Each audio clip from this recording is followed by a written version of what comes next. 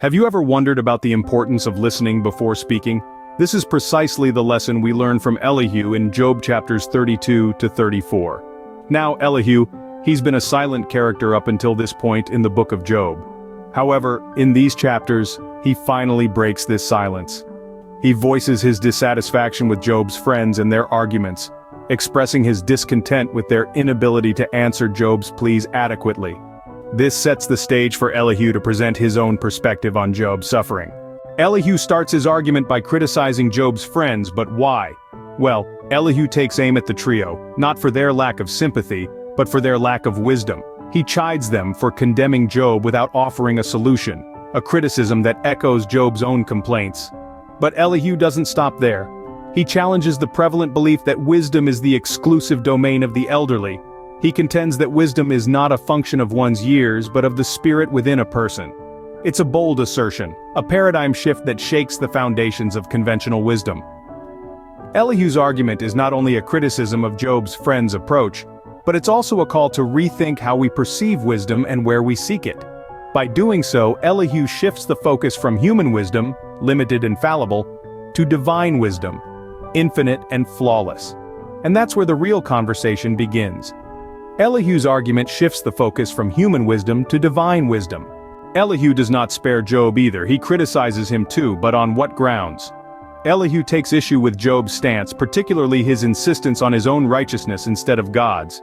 He questions Job's audacity to justify himself rather than God, asserting that Job's understanding is fundamentally flawed. Elihu argues that Job's claim of innocence is incorrect. He contends that Job's assertion of being blameless, yet suffering, is a flawed perspective. Elihu's point of view is that suffering is not always a direct result of personal failure or sin. It can also be a way for God to communicate, to teach, or even to prevent future wrongdoing.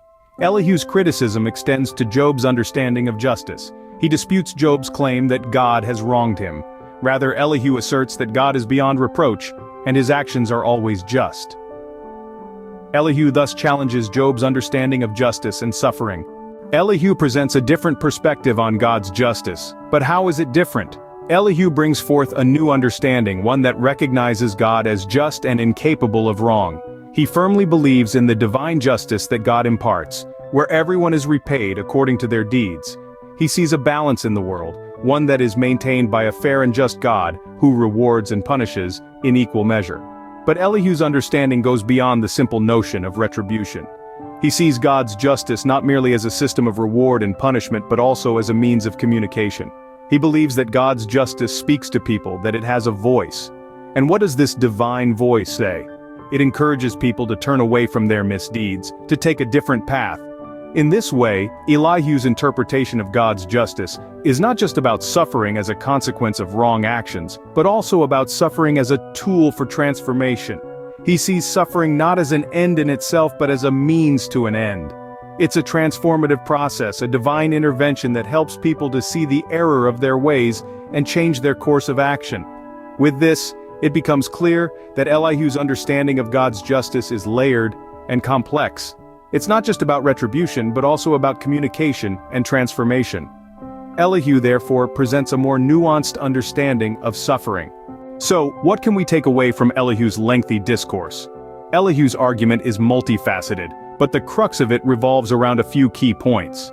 Firstly, his critique of Job's friends. He chastises them for their lack of understanding and their failure to provide Job with spiritual consolation. But Elihu doesn't spare Job either.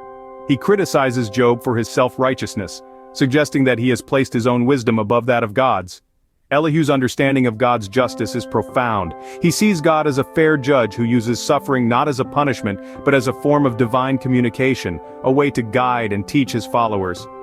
In essence, Elihu's argument is a plea for humility and wisdom. It's a call to listen, to learn, and to seek understanding not just from our own perspectives, but from the divine viewpoint as well. Elihu's words remind us to listen before we speak, and to seek wisdom not just from human understanding but from divine insight as well.